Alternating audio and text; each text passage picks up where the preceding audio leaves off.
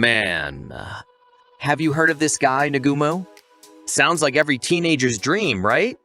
You're sitting in math class thinking, damn, I wish a dragon would eat my teacher right now.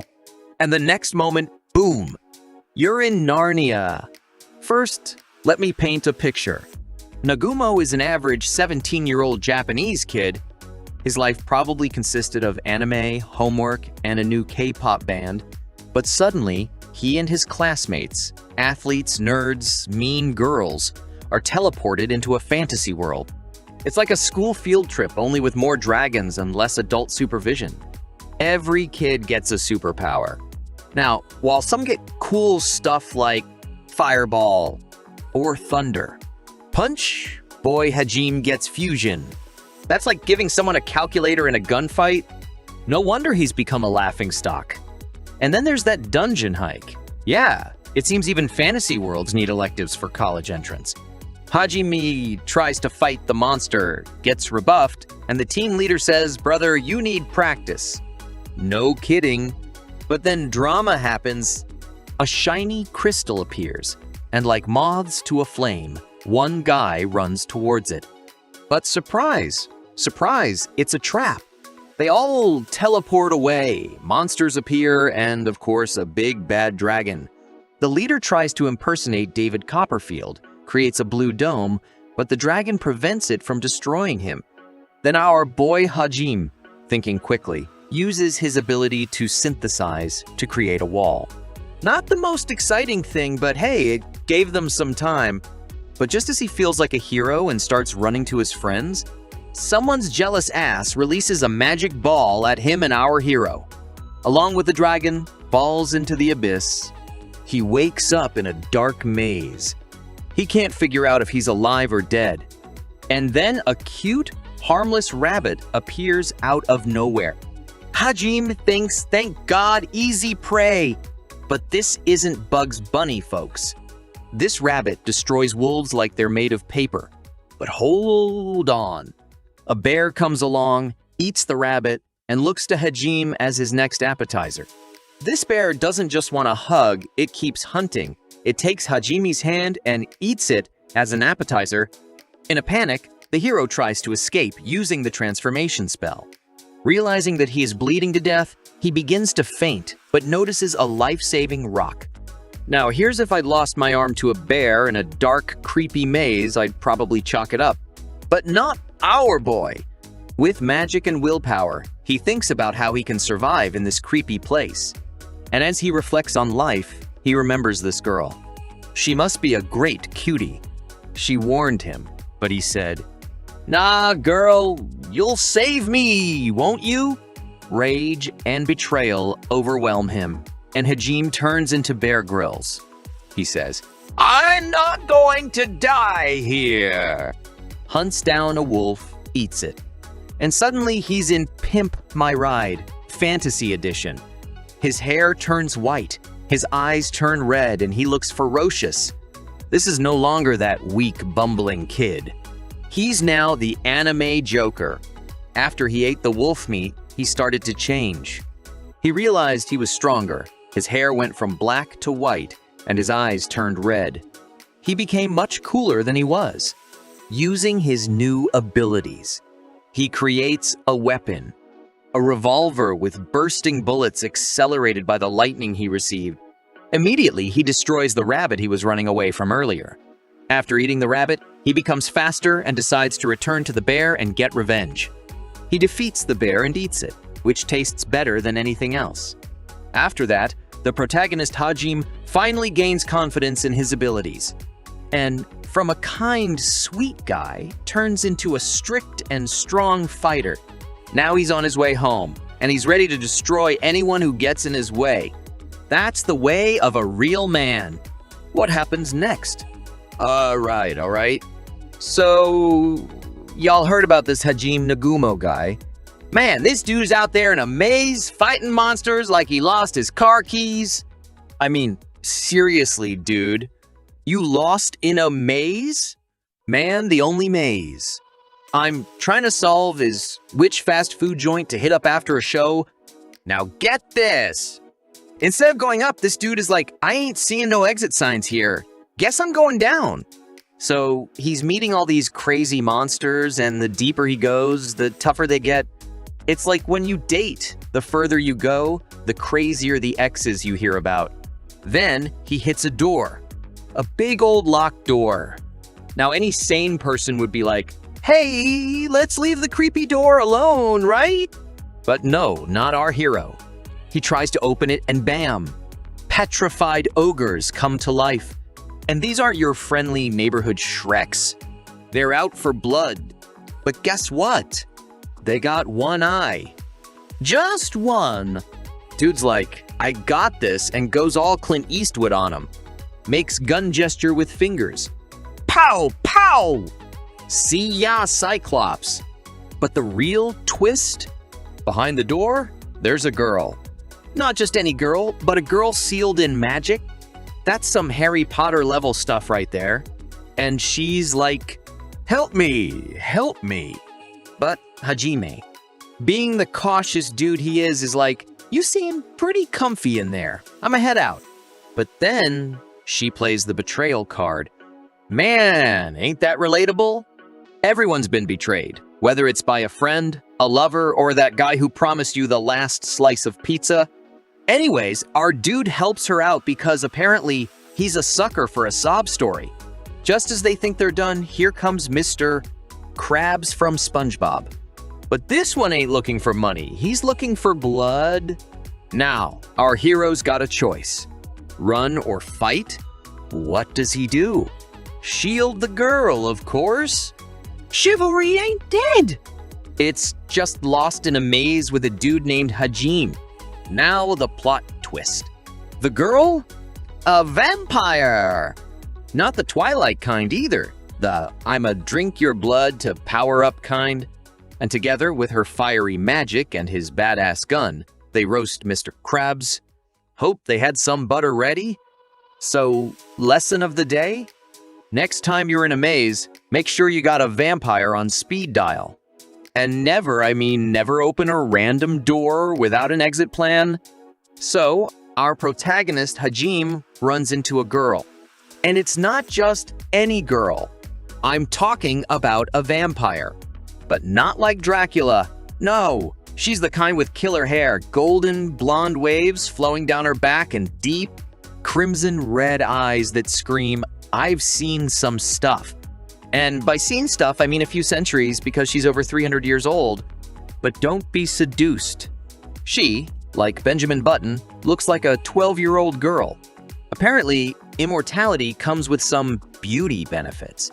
Who needs anti-aging cream when you have eternal youth, right? Here comes the plot twist.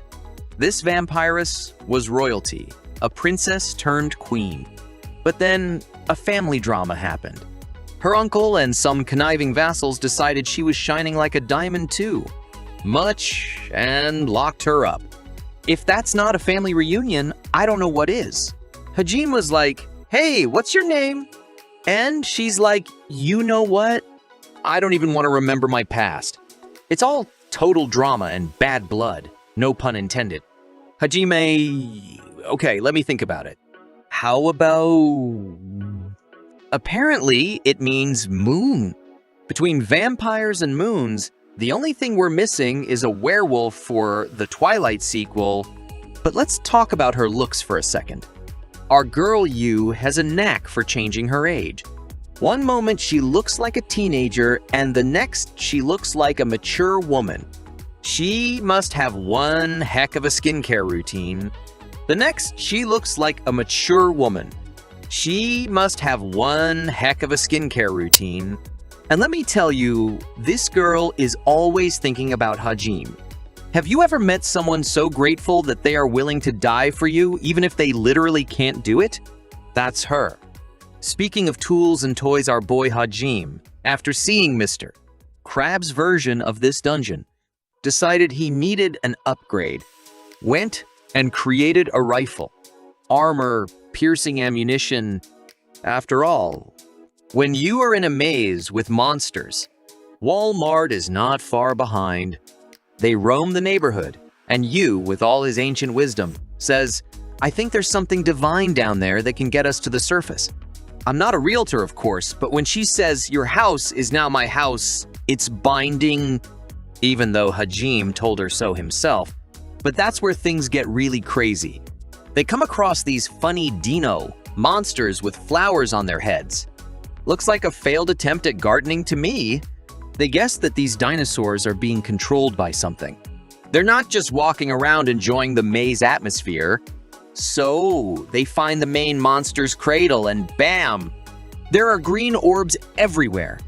It's like a bad rave party. Before you know it, our girl Yu is already in control, attacking Hajime. And then this green plant-like diva, the boss monster, shows up. She throws green orbs left and right, and one hits Hajime. Suddenly, a flower appears on the dude's head. But no, not him. He just smirks and says, "Nice try. I'm immune." And with one good shot, he saves the day and his damsel in distress once again.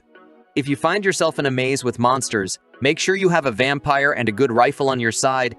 Now, these two adventurers, strolling through the worst version of Disneyland you've ever seen, stumble upon the Hydra logo, and I ain't talking about a designer brand. We're talking a multi-headed Hydra. You think having one boss at work is bad? Try dealing with a monster that can argue with itself. The fight is on! Hajime's busting out everything in his arsenal. Yu's dropping fireballs like it's a 4th of July BBK. But then, plot twist! This Hydra ain't playing. Out come these creepy purple spheres, shooting magic beams like it's laser tag on steroids. And let me tell you, our man Hajime, he ain't ready. He's on the floor, looking like he just saw the bill after taking his date to a 5-star restaurant. But you, oh man, this girl, she's like, "Hold my earrings." And with the battle cry of "It's my turn to save you," this vampire queen grabs a revolver. I mean, who even gave her a gun? But then life throws a curveball. That Hydra ain't playing fair, and down goes our girl. It's heartbreaking, like seeing your team lose in the last minute of the game. But wait, it ain't over. Hajime, my man, gets a power-up. Like when you get that second wind after a long day and still need to clean the house. Dude goes supersonic. Speed, agility, everything dialed up to 100. And with that burst of energy, Hydra's toast. So they get down there, right?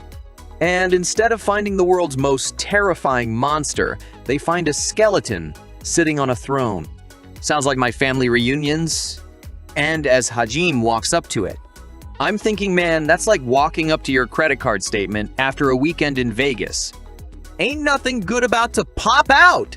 But plot twist. Instead of a monster, we got this holographic spirit named Oscar, giving out advice like a discounted Obi-Wan Kenobi. Turns out Oscar isn't there for some deep philosophical chit-chat. No, he's just a pre-recorded message. Imagine getting to the end of a haunted house, and instead of a ghost, there's just a voicemail. Now, this Oscar fella transfers all his wisdom to Hajime and tells him there's more mazes with their own set of troubles. It's like when you finish a jigsaw puzzle and someone just dumps another box on you. But our man Hajime ain't worried. There's a forge in the room and he's thinking, I might as well gear up. That's right, folks. Always be prepared. But let's switch gears here. Let's talk about this woman is over 300 years old, but acts like she's on her 12th birthday every day. She's out here chasing after Hajime like he's the last chocolate in the box. And boy, does she hate it when he talks to other people. She's got that smug look down to a T.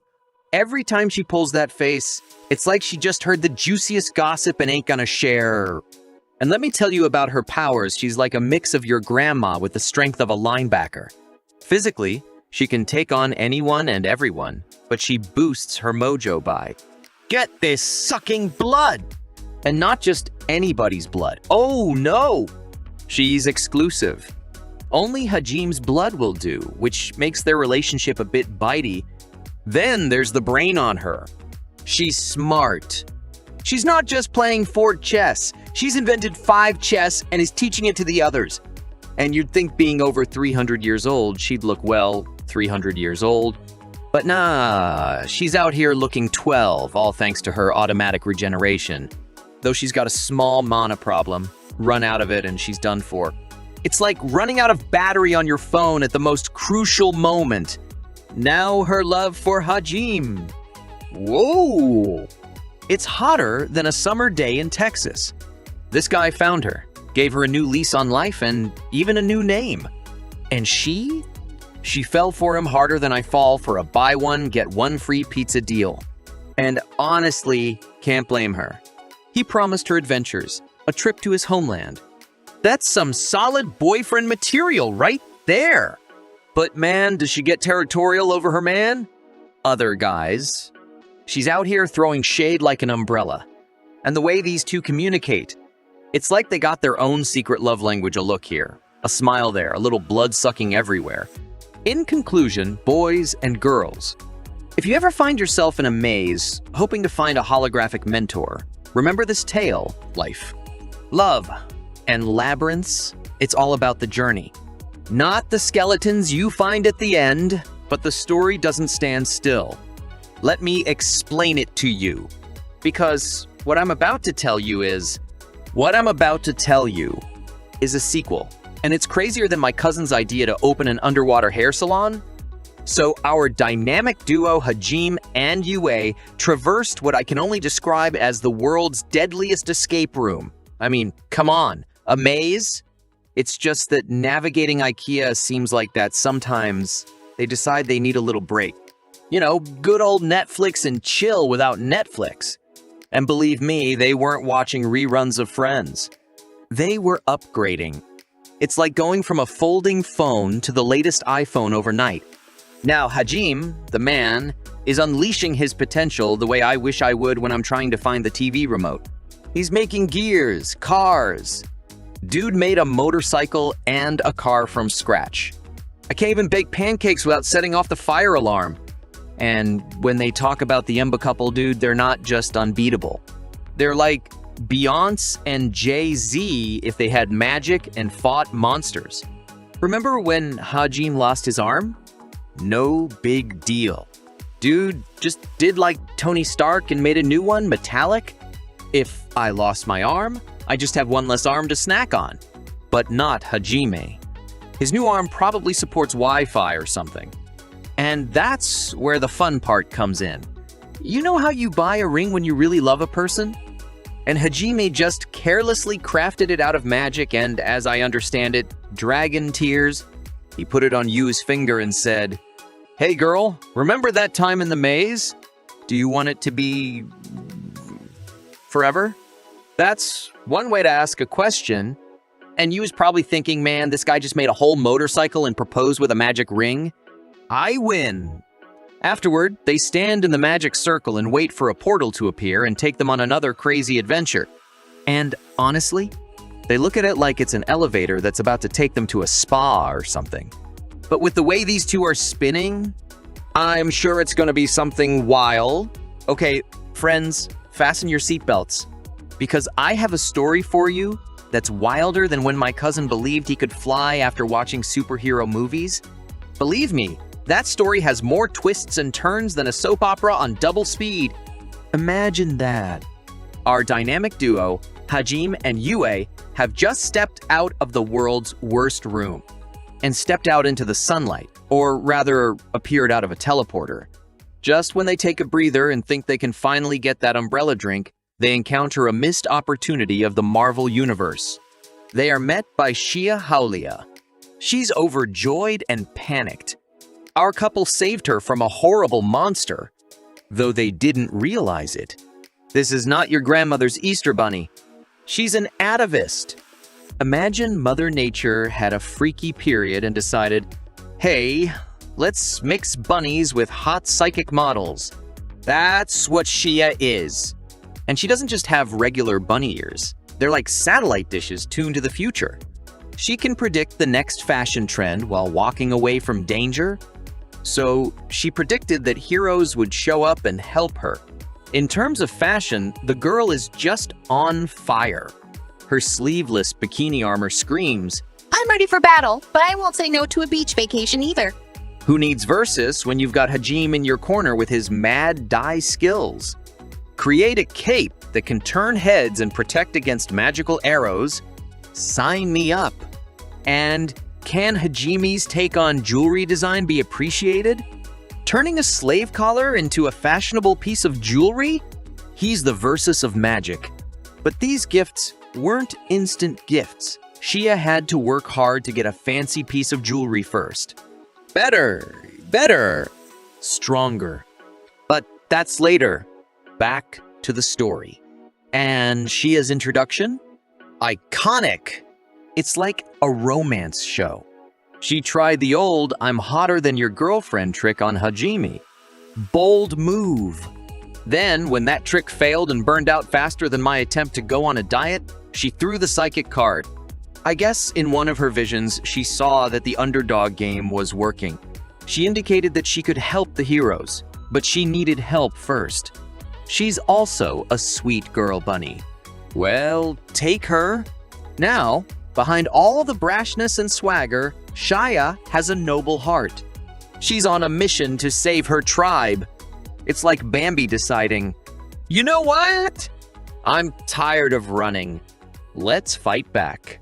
Her rabbit tribe has been on the wrong side of the food chain for too long. So when Hajime and you get into a fight, it's as if the Avengers are in a schoolyard bully situation. But Shia is doing more than just charity work. She's aiming to make the A-team. Training with you, she transforms from cute bunny to battle-hardened warrior with a sweet personality. Their training footage must have been epic. Imagine you and Shia training at sunrise, flying magic spells, and that massive warhammer. I think Shia ordered it from the Weapons of Abundance catalog. It probably came with a manual larger than a phone book. But this hammer was eventually made by our wizard, Hajime. He's already a master craftsman. That's why girls like him. So after proving that Shia is neither a chatterbox nor a bunny, our newly minted trio gets down to business. They come across this rock and you're thinking, what's so special about the rock? Turns out it's sort of like a magical version of a credit card. Swipe it through the right maze and you get VIP access to... Honestly, I have no idea, but it sounds cool. Our couple is about to leave. But what about the rabbit? And the tribe wants to go with them too. Yu says Shia deserves to be there for them. They had an argument. If Shia hurts you, then she will go with them. And what do you think? Of course, she could do it. Since Shia's power of love has no boundaries and no barriers. She will follow Hajime anywhere. But here with the tribe, Hajime decided to explain everything himself. He said that he would come back for them. When he needs help, they must be ready. The first stop on their magical mystery tour? The labyrinth. Shia was the first to discover it. She almost died, but her friends helped her. Hajime decides to check out this cute rabbit. Shia has to fight a horde of monsters. And she plays them like it's a Tuesday arcade game. Boom! Boom! And the monsters go flying off in all directions. But there's so many of them, we have to keep running. Even though she is having a lot of fun. Finally, they get to the main event, the battle with the metal giant. Remember? Transformers, only more dialogue and more destruction. And our trio? They're tighter than the jeans I wore in high school. Combining their skills as the magical Voltron, they quickly take down the big bad guy. That's what teamwork is all about. And that's when Hajime realized that this cute bunny, asked to be on the team for a reason, she's really cool and cute to boot. But just when you think all is well, the master of the maze shows up, a little minion. Our heroes learn that they've defeated the magic shell and they're good. And that's the end of it. But they're not satisfied. They thought, well, he's a sneaky little prankster.